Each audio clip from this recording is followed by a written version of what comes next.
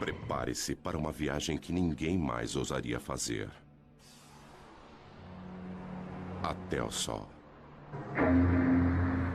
Acima da camada protetora da nossa atmosfera, você ficaria exposto ao impacto total da radiação letal do Sol.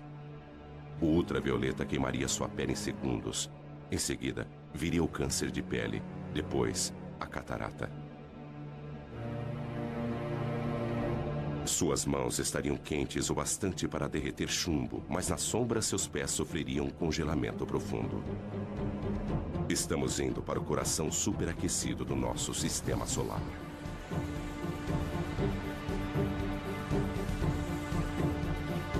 Aqui, forças invisíveis dão origem a arcos de fogo tão grandes que engoliriam a Terra.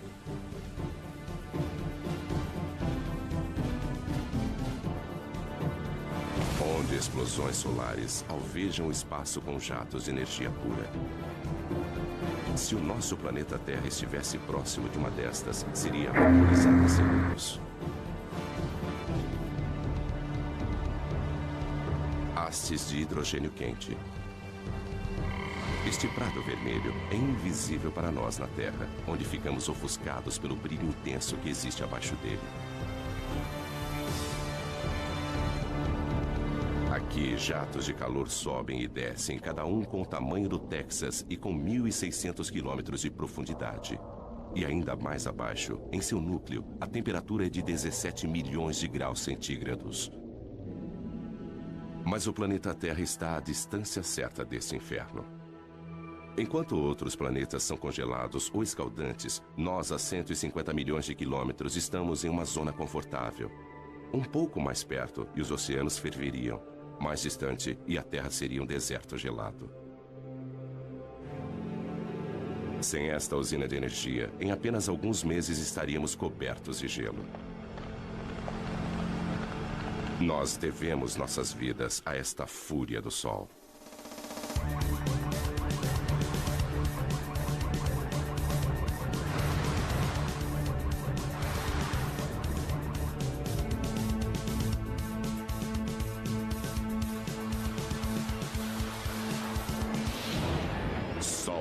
Indomável. O Sol sustenta a vida na Terra. Seu calor dirige nosso clima, evaporando a água dos oceanos e movimentando-a através dos continentes. A chuva e a neve tornam os terrenos adequados para a vida. Mas o nosso Sol não é apenas calor, também é luz. O milagre das plantas é sua habilidade em usar a luz do Sol para crescer. E após crescerem, criam um outro milagre. Através da fotossíntese, as plantas convertem a água e dióxido de carbono em carboidratos, liberando oxigênio. Como as plantas, os animais também aproveitam a energia do Sol. O calor do corpo de todos os animais já foi luz solar. Sem este calor, criaturas como o crocodilo não teriam energia para digerir seus alimentos. Uma câmera de mapeamento térmico mostra as áreas quentes, as protuberâncias nas costas do crocodilo que desenvolveram-se para captar o calor do Sol. Eles absorvem o calor através da pele, que o transporta para a corrente sanguínea. Os alimentos apodreceriam no estômago frio de um crocodilo. Nós também gostamos de nos deitar ao sol. E quando fazemos isso, obtemos mais do que apenas um bronzeado. Nossa pele começa a produzir ingredientes para as vitaminas que precisamos para sobreviver, usando reações químicas que são desencadeadas pela energia da luz do Sol. Nós devemos nossas vidas a esta imensa usina de força natural. Ela utiliza como combustível o elemento mais simples do universo, hidrogênio, o gás mais leve que o ar, que antigamente era usado para sustentar o voo das aeronaves. 1937, 70 toneladas de hidrogênio impulsionam o Heidelberg sobre Nova Jersey. Mas ocorre uma faísca.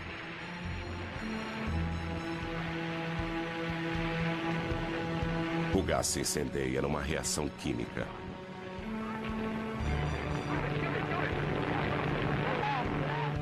Mas o mesmo hidrogênio, através da fusão de uma reação nuclear como a do Sol, arrasaria Nova York.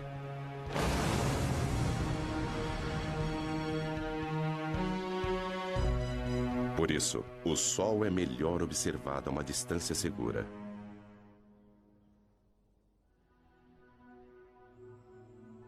Lago Big Bear Mountain, onde o ar frio e tranquilo não é afetado pelas ondas de calor.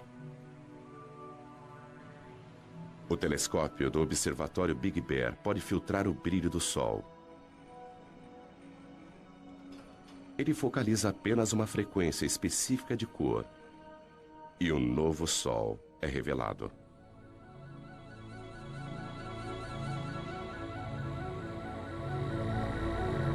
Deixando de ser um disco ofuscante e observando a luz emitida pelo hidrogênio quente, as características do Sol aparecem subitamente.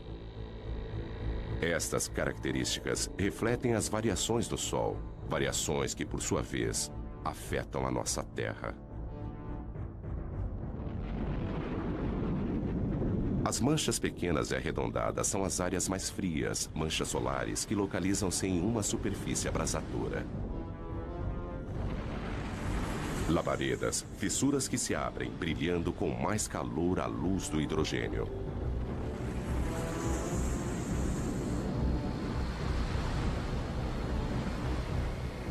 Estas manchas são algumas das áreas mais claras.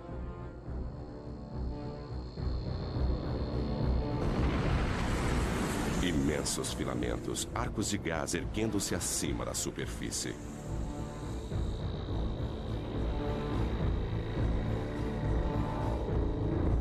Vistos de frente, eles são as linhas escuras que serpenteiam sobre a superfície do Sol. Estas mesmas características, quando vistas contra a coroa, são chamadas de proeminências. Elas curvam-se para o alto, grandes o bastante para engolir a Terra. Os segredos do Sol são revelados pelo alcance da radiação que ele envia para o espaço. Há muito mais na luz do Sol do que nossos olhos podem ver.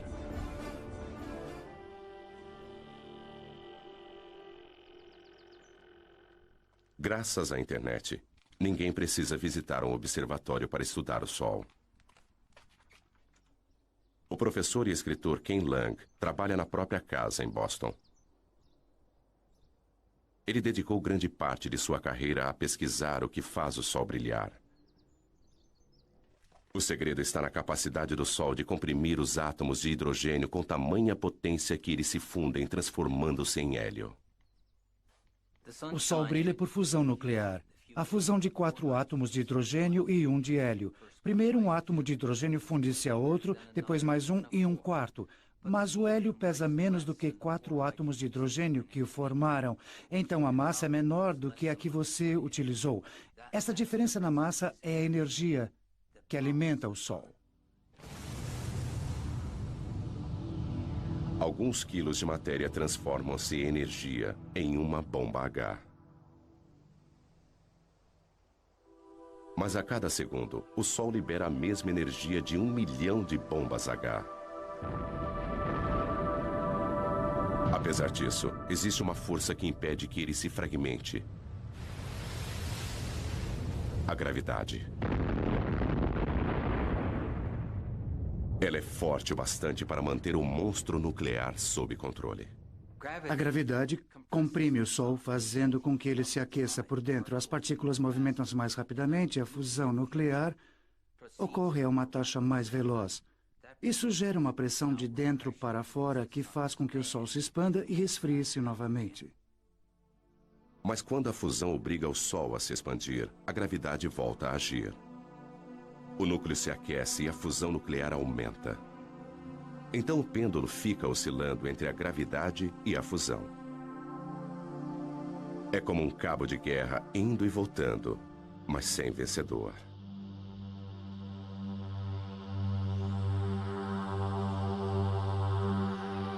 Tudo começou há 5 bilhões de anos, quando a gravidade agrupou uma nuvem de poeira cósmica.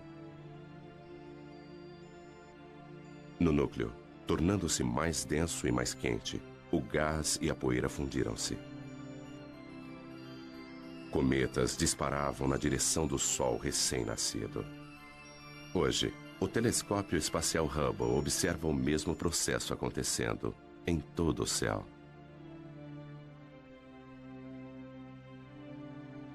Nosso Sol é apenas uma entre bilhões de estrelas. O Hubble aproxima-se delas e nos mostra estrelas de todas as idades num ciclo de vida em que todas estão conectadas, porque as estrelas nascem de outras estrelas.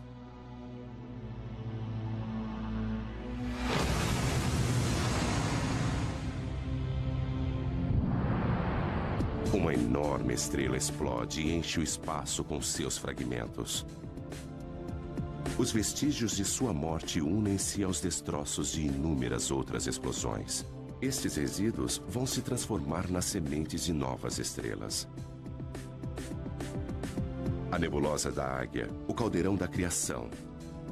Nuvens imensas de estrelas mortas há muito tempo. No seu interior, estrelas, planetas, talvez até mesmo vida. Tudo isso esperando pela iminência do nascimento. Mas no gás e na poeira que formam a nebulosa de Orion, a gravidade já reuniu os destroços e deflagrou o fogo celeste. Novas estrelas com bilhões de anos para brilhar. Da história estelar universal, agora voltamos ao nosso Sol. O que se vê no Sol depende de como ele é observado. Além das cores visíveis, existem os raios-x invisíveis, raios ultravioleta, raios infravermelhos e ondas de rádio. As partes mais interessantes do Sol estão em comprimentos de ondas visíveis. Elas fornecem uma nova perspectiva. Da mesma forma que a sintonia de uma TV, cada novo comprimento de onda fornece uma nova imagem, uma vez que a maior parte desta radiação invisível é absorvida pela atmosfera. Nós lançamos satélites. 5, 4, 3, 2... Cabo Canaveral, dezembro, 1995. Espaçonave Atlas. O satélite Sorro paira no espaço em um ponto especial, a 1.600.000 quilômetros, onde a força gravitacional da Terra é tão forte quanto a do Sol. Este observador do Sol, alimentado pela energia solar, encontra-se equilibrado entre os dois. NASA, Centro Espacial Goddard. Os cientistas aqui estudam as imagens que o Sorro enviou para a Terra durante vários anos. Mas em 1998, o controle da missão perdeu estas imagens quando o Sorro girou em relação ao Sol e sua energia falhou. Tudo o que eles podiam fazer era aguardar e esperar que a espaçonave voltasse à posição de frente para o Sol. Lentamente, isso aconteceu. Imagens da galeria do Sorro.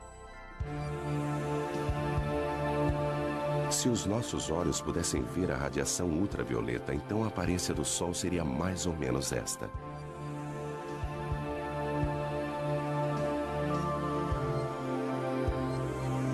A visão de raio-x mostra manchas brilhantes e quentes. Observando a luz do hélio, uma coroa turbulenta é revelada. Aqui, os gases são movimentados por uma força invisível. Magnetismo é ele que dá forma ao Sol. Os padrões que nós observamos no Sol são os mesmos das linhas dos campos magnéticos em torno de um ímã na Terra. O magnetismo molda, dá forma e comprime tudo o que nós vemos no Sol. Ele energiza explosões potentes. Ele aquece a coroa solar. O magnetismo invisível governa o Sol. O Sol é tão quente que seus átomos de hidrogênio são desmembrados. O que sobra é o plasma, partículas escaldantes e eletricamente carregadas. E onde houver magnetismo, o plasma vai agitar-se. Aqui, nada fica estático. Este roda-moinho incontrolável é um furacão solar com 1.600 quilômetros de largura. E abaixo da superfície brilhante e visível, a convecção ergue gigantescas labaredas de plasma da fornalha sob pressão, mais abaixo.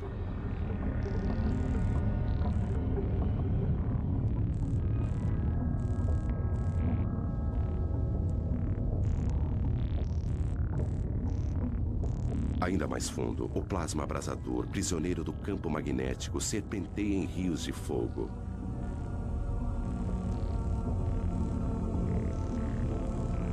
O Sol está em constante movimento. Os mapas mostram que o plasma movimenta-se em velocidades diferentes nas diversas camadas. O vermelho é mais rápido, o azul é mais lento. As partículas elétricas giram em redemoinho dentro do Sol. Mais depressa no Equador, mais lentamente nos polos. E essa diferença de movimento produz o magnetismo do Sol. Isso pode ser estudado com o telescópio McMath.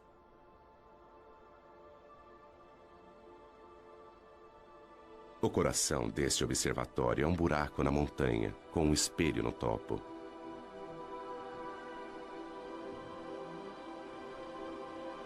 Don Jennings veio aqui para estudar o magnetismo do Sol. Apesar dele jamais alcançar a Terra, isso não vai impedi-lo.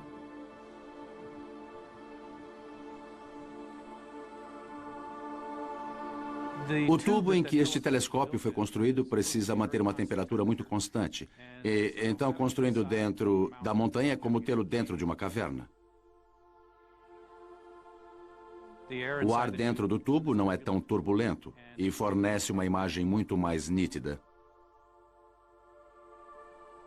Ele tem um espelho no alto que capta os raios de sol e os envia a 90 metros de profundidade pela lateral da montanha até outro espelho que recebe o raio e o focaliza, formando uma imagem exatamente onde nós temos nossos instrumentos preparados.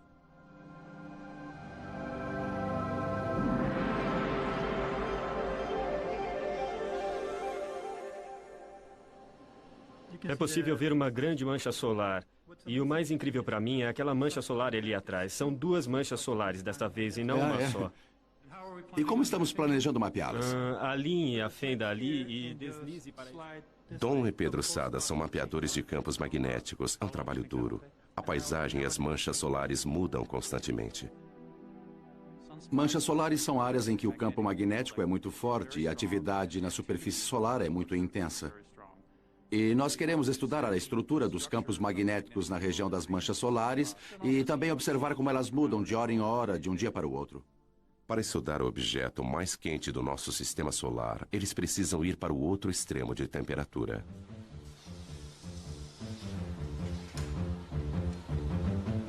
Nós precisamos encher nossos instrumentos com hélio líquido e nitrogênio líquido porque há um sensor dentro deles que precisa ser mantido a apenas alguns graus acima do zero absoluto a fim de operar corretamente. O que se vê aqui é um pouco do hélio saindo e formando vapor d'água no ar. Mas não se trata só de fumaça e espelhos. Há muita ciência séria acontecendo por aqui. Don e Pedro não podem medir diretamente o magnetismo do Sol, mas conseguem ver seus efeitos. O sensor congelado vai observar a radiação infravermelha do Sol e calcular as mínimas variações em sua cor. E agora está tudo pronto. Dom, você pode instalar os filtros enquanto eu coloco a agulha no lugar, por favor? Ok. Campos magnéticos fortes alteram a coloração de algumas das luzes do Sol. Don e Pedro sabem qual deveria ser a cor, e observando o quanto ela mudou, eles podem mapear a força do magnetismo em torno de uma mancha solar. Ok, Dom, eu vou focalizar a câmera para nós podermos ver melhor a mancha solar. Ok, faça isso. Eles criaram uma imagem de como o magnetismo se comporta em torno das manchas solares. O campo magnético proveniente daquela mancha solar é quase como uma fonte que eleva-se no centro, muito concentrado, depois se espalha. E geralmente as manchas solares ocorrem em pares, ou talvez mais. E o campo magnético é proveniente de uma das manchas, talvez como no Polo Norte, de um ímã, e passa para outra mancha, que seria o Polo Sul.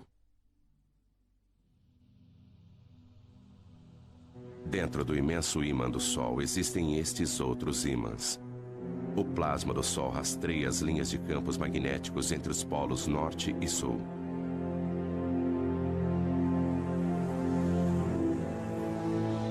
Quando o Sol fica mais ativo, o magnetismo é mais complexo. Então, a superfície é transformada em um tapete de agitação magnética. É isso que acarreta o surgimento de mais manchas solares. As manchas solares parecem escuras porque são mais frias do que o resto do Sol. As manchas formam-se onde o magnetismo é mais forte. O campo de força invisível desvia o calor em ascensão daquelas partes da superfície, tornando-as mais frias.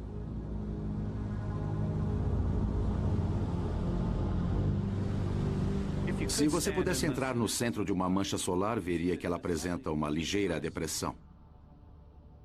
Tem mais ou menos o formato de um prato.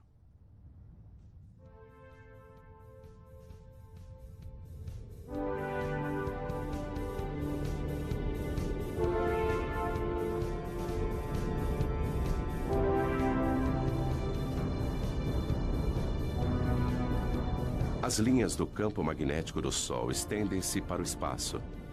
Às vezes, elas são delineadas por seus gases aquecidos e formam enormes arcos.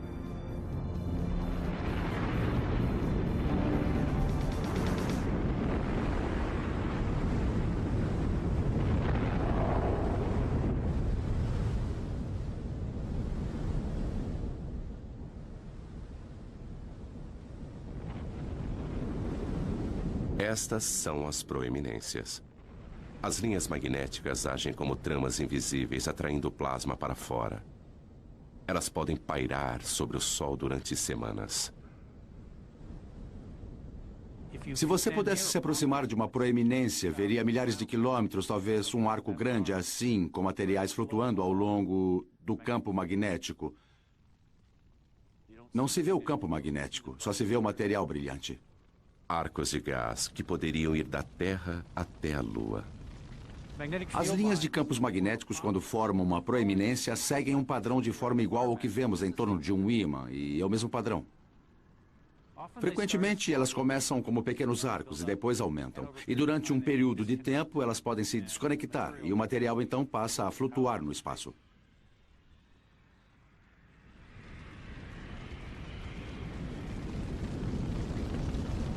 Um imenso estilingue solar lança longe milhões de toneladas de partículas.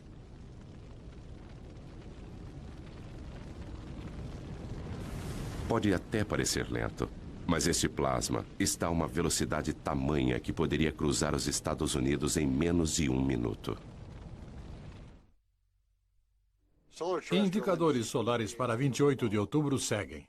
Fluxo solar 108 em Boulder A. Indicador 10. Repetindo, fluxo solar 108. Boulder, Colorado. Este é o Centro Nacional Atmosférico e Espacial. No Centro de Operações Atmosféricas do NOAA, nós monitoramos 24 horas por dia e 7 dias por semana. O indicador Boulder K0 100 horas UT em 29 de outubro era 3. Repito, Hoje, 3. Courtney Williamson é o meteorologista do centro. Outras pessoas pesquisam e mapeiam as atividades do Sol. Uma das nossas preocupações é a atividade explosiva do Sol. A atividade solar vai estar baixa.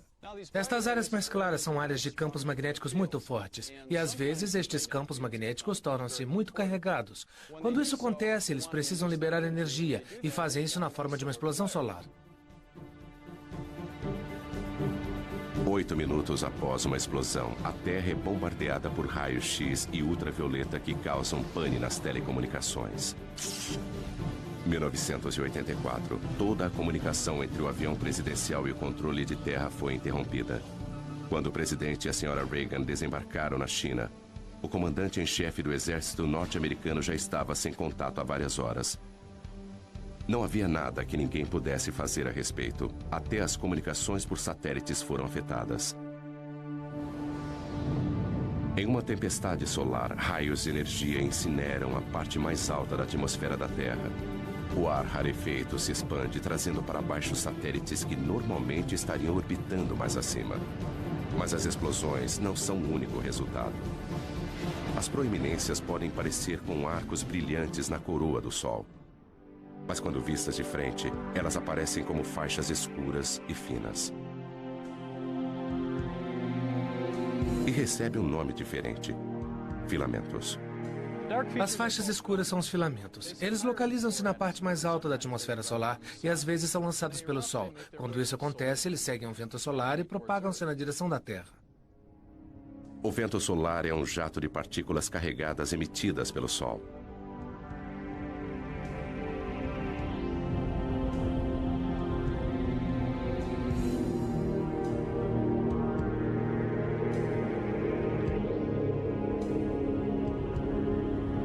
Nossa estrela sofre constantes explosões, enviando milhões de toneladas de elétrons e prótons para o espaço a cada segundo.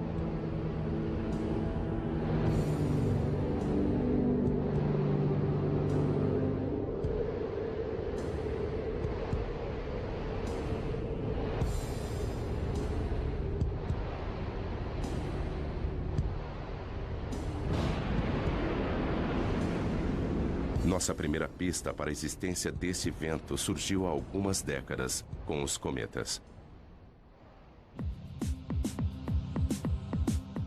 1986, cometa Halley. Atingidos pelo calor do Sol, seu gelo e poeira cósmica evaporam. 10 anos depois, o cometa Hale-Bopp, visto com duas caudas. Uma delas, um rastro amarelado de poeira e detritos que cobrem a trajetória do cometa. A outra cauda é de um azul elétrico. É gás brilhante, são partículas carregadas e, como uma biruta, movimenta-se na direção daquele vento solar. Esta cauda sempre aponta para a direção contrária ao Sol. Mas existem maneiras melhores do que cometas para ver o vento solar no espaço. Os satélites alimentam os monitores no Centro Nacional Atmosférico e Espacial. Estas são a densidade, a velocidade e o campo magnético do vento solar. Elas mostram a Joe Canches exatamente como o vento solar está soprando. No momento, a velocidade está em torno de 1.600.000 km por hora. Se fosse o dobro disso, nós teríamos uma condição que sabemos estar relacionada a atividades intensas de tempestades geomagnéticas na Terra. O sorro pode vislumbrar a tempestade no horizonte. Como um disco no centro para filtrar o brilho do Sol, ele vê as partículas que estão sendo emitidas pelo Sol.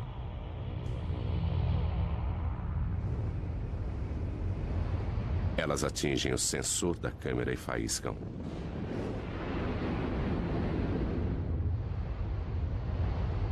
Várias explosões de partículas vão bombardear o campo magnético da Terra.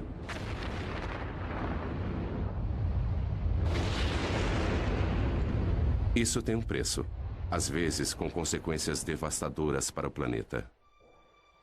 Esta imagem computadorizada mostra o campo magnético da Terra sendo bombardeado em 1997 por gigantescas rajadas de vento.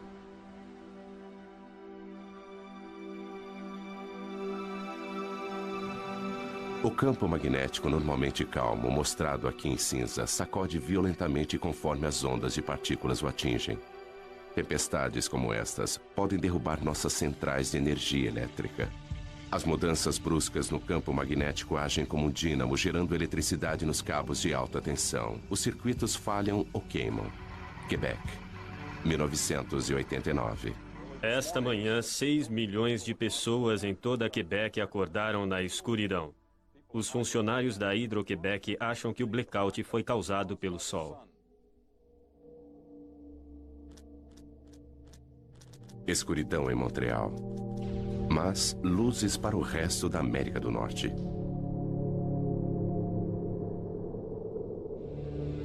As partículas que derrubaram energia em Quebec alcançaram a Terra e produziram a aurora boreal e austral.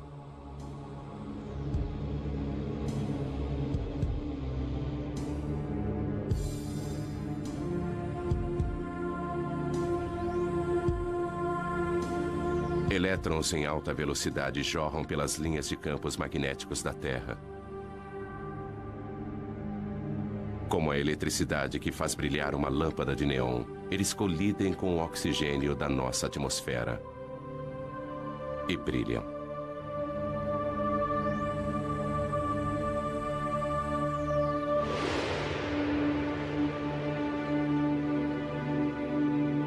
A quantidade de energia liberada pelo Sol é fenomenal. Se nós pudéssemos, de alguma forma, armazenar toda a energia que atinge a Terra em um único dia, ela seria suficiente para suprir a necessidade de energia do mundo inteiro durante 30 anos. Se pudéssemos aproveitar esta energia. Quando se trata de energia solar, Dave Reeves sabe que é preciso pensar grande. Barstow, Califórnia. Bem, estamos na maior usina de energia solar do mundo. Dave tem mais de 1 milhão de metros quadrados de refletores. Nós produzimos energia suficiente aqui, na média, para cerca de 50 mil casas. Em seus gigantescos campos na Califórnia, apesar de não cultivar nada, ele ainda consegue ter uma colheita. Estamos recolhendo a energia do Sol, concentrando-a com esses refletores em forma de parabólica para um tubo central, onde temos um fluido que aquece e depois transporta esta energia em forma de calor para conversores de calor que a transformam em vapor.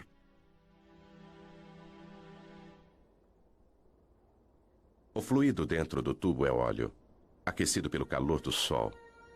Mais quente do que chumbo derretido, cada metro quadrado de refletores capta energia suficiente para alimentar 5 aparelhos de TV.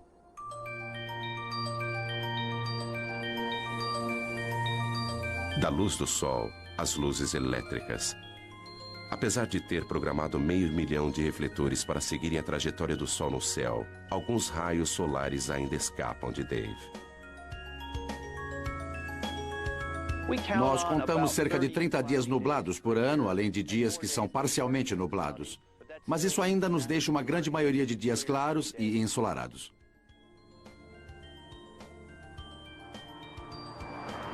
A energia solar jamais vai fornecer toda a nossa eletricidade. Mas por que tentar captar a energia de uma estrela a 150 milhões de quilômetros de nós?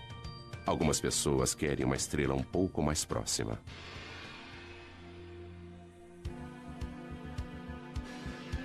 General Atomics, San Diego. Bem-vindos à fábrica de estrelas. É aqui que eles se atrevem a fundir átomos.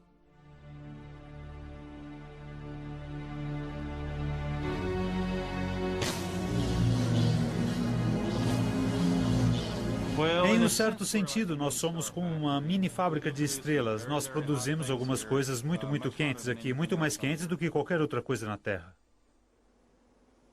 Rick Lee vai entrar na pequena câmara, onde os cientistas estão tentando produzir uma estrela na Terra. Ele veste roupas protetoras para manter a asepsia. Um contágio a 200 milhões de graus de temperatura causaria danos inimagináveis. Esta fábrica de sóis é a última tentativa de um sonho de 50 anos, uma fusão nuclear controlada. É um monstro da engenharia. Tudo isso para tentar reproduzir o que o Sol faz todos os segundos de todos os dias. Apesar de ser um cientista, para embarcar nesse projeto, Rick precisou aperfeiçoar-se em uma arte. Bom, é meio apertado aqui. É como dar à luz. Mas se eu ficar de lado e for avançando por aqui... Espera. Girando um pouquinho... Colocando os pés aqui em cima e andando pela parede. Não é assim tão difícil. O Sol comprime os átomos juntos com a gravidade. Rick utiliza uma outra força.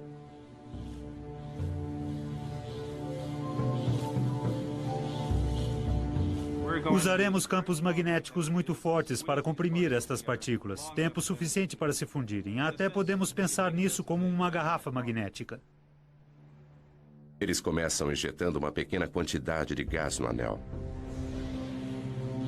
Eles usam eletricidade para separar seus elétrons e transformá-los em plasma carregado eletricamente. Então ele pode ser movimentado através do magnetismo.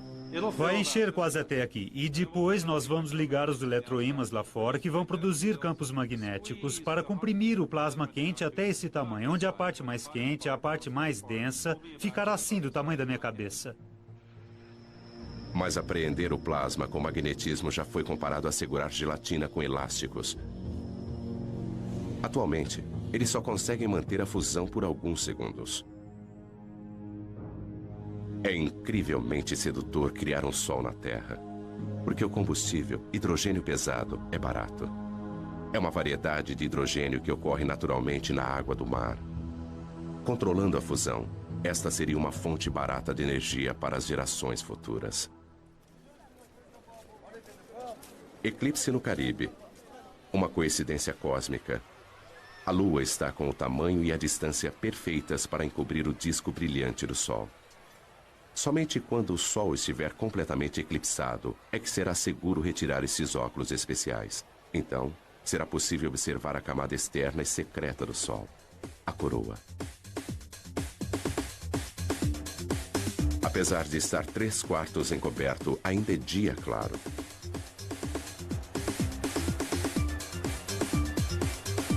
A escuridão diurna abate-se sobre Curaçao.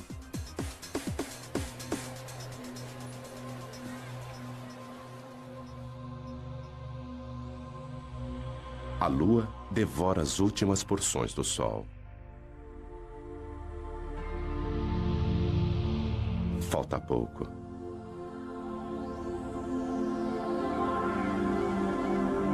Agora, com o brilho encoberto, a coroa, a camada externa branca e brilhante do sol, está visível.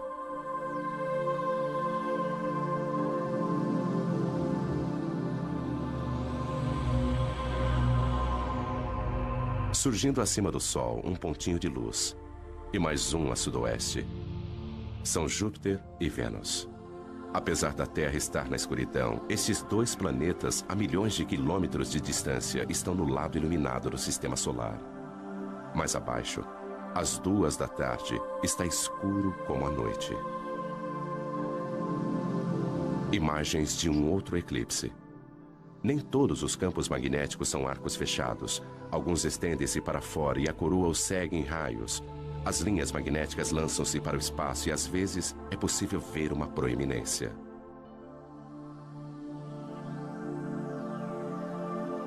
Do lado direito, uma coluna de gás aparece além da borda da Lua. Uma espiral rosada vista a olho nu apenas durante o eclipse.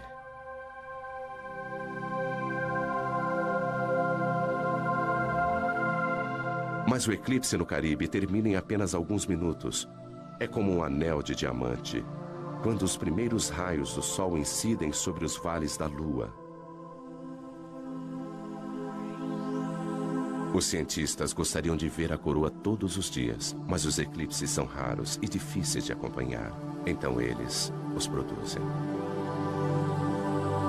Há 70 anos, neste belo observatório francês, eles tiveram a ideia de colocar um pequeno disco na frente do telescópio a fim de criar um eclipse mesmo com o Sol brilhando.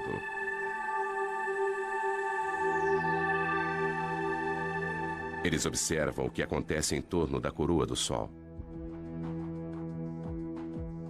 Durante 2 semanas, as proeminências aparecem e somem, e a expulsão de partículas enche a coroa e aumenta o vento solar. Isso dá ao Sol um halo avermelhado.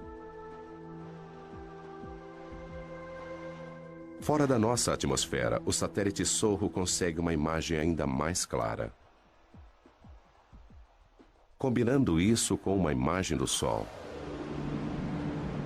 nós podemos ver como a atividade na superfície lança partículas na coroa.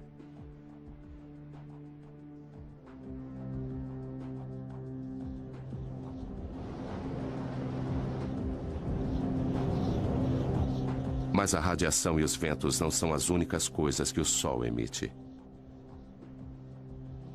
Partículas minúsculas, os neutrinos, jorram do cerne nuclear. Um subproduto da fusão. Eles são como o resíduo do escapamento de um carro, que podem nos indicar como o motor nuclear está funcionando. Sudbury, Ontário. O Observatório de Neutrinos Solares. Durante 3 anos, a mais de 1,5 km de profundidade, eles escavaram uma imensa caverna com 10 andares de altura. O coração do detector, onde eles esperam capturar alguns neutrinos, é um gigantesco tanque de água. Se nossos olhos pudessem ver os neutrinos, eles choveriam com mais violência do que a pior nevasca imaginável. Nada entra em seu caminho. Atravessar 2.000 metros de rocha não é nada para essas partículas.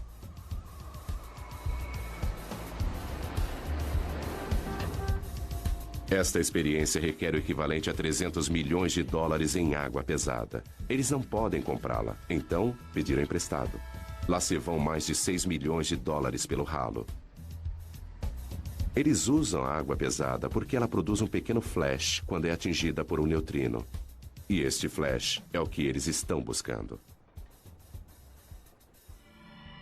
Fusões nucleares diferentes produzem tipos diferentes de neutrinos. O tipo de neutrino e sua quantidade são fortes indicadores do tipo de reação que está acontecendo. Nenhum outro experimento pode nos contar tanto a respeito do núcleo do Sol. Existem cerca de 100 bilhões de neutrinos passando através da ponta do meu dedo a cada segundo. Mesmo assim, com 1.000 toneladas de água pesada, o melhor meio para detectar neutrinos no nosso detector só acontece uma vez por hora, de um neutrino produzir um flash de luz que nós podemos observar. Descendo, no nosso caso, a uma profundidade de 2.000 metros, nós temos um grande paredão de rocha para evitar que os raios cósmicos atinjam o nosso detector. Assim, se colocássemos o detector na superfície da Terra, ele brilharia como a aurora boreal.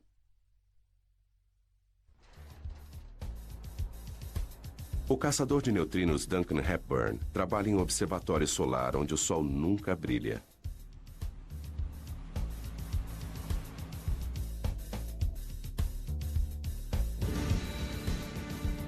Mas além de desvendar os segredos do núcleo do Sol, este experimento também vai nos contar a respeito dos próprios neutrinos.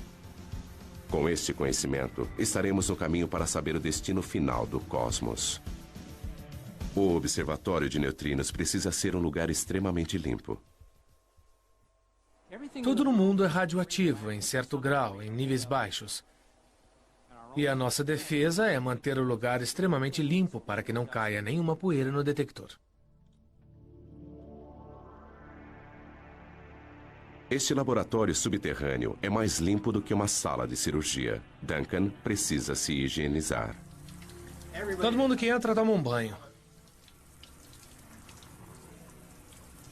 O mecanismo básico para detectar um neutrino ele vem do Sol, através de nossa Terra, para dentro da água pesada.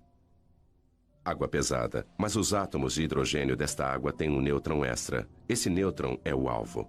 Quando é atingido por um neutrino, uma partícula de alta velocidade é liberada. Pense nisso como um jogo de bilhar e de repente nós veríamos uma bola correndo muito rápido. Ele produz um cone de luz azul. Portanto, em torno do tanque de água pesada, colocamos 10.000 sensores de luz que estão sintonizados para captar esta luz azul e contar sua incidência. Este cone de luz indica a direção de onde veio o neutrino. Este é um sinal muito valioso, porque nós sempre podemos comparar com o lugar onde achamos que o Sol se encontra no céu naquele momento. Além de desvendar os segredos do Sol, o projeto Sudbury conseguiu nos ensinar muito, muito mais. A questão mais fundamental da ciência pode ser respondida aqui. Os flashes na água podem revelar quanto os neutrinos pesam. Sabendo disso, podemos prever o futuro do universo.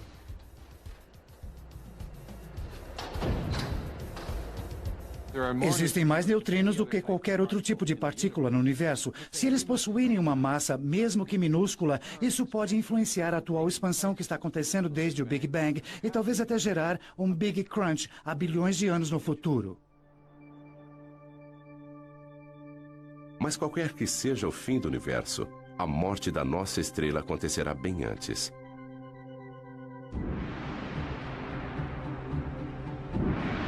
Em 3 bilhões de anos, qualquer vida terrestre estará condenada ao crematório. O Sol perderá seu equilíbrio e o pêndulo vai se alternar entre a fusão e a gravidade. O hidrogênio remanescente vai aflorar e explodir para fora, enquanto o núcleo de hélio vai brilhar muito mais do que o hidrogênio jamais brilhou.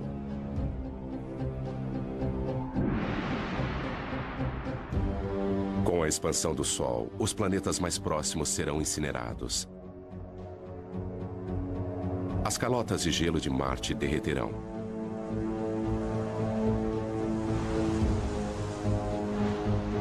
O Sol, maior, mas não tão pesado, perderá sua atração sobre os planetas e eles se afastarão.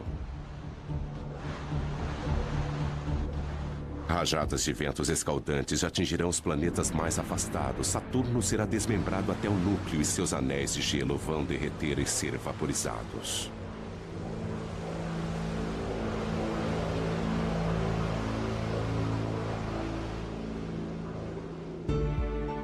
Antigo gigante, Júpiter agora parece modesto, encoberto por sua lua Europa, cuja calota de gelo derreteu e transformou-se em oceanos. O sistema solar está irreconhecível. O Sol consome a si mesmo agora, tornando-se uma anã branca, alimentando-se das cinzas elementares das fusões anteriores. Em sua fase final, ele lança imensos jatos de poeira cósmica e os resíduos de sua morte alcançam muito além de seus antigos planetas. A ampulheta esgotou-se para o sistema solar. O Sol, que nutria e proporcionava vida para seus filhos, agora os devora. E ele lança suas cinzas ao vento cósmico para que sejam reunidas em nuvens e depois formar novas estrelas, novos planetas e talvez nova vida.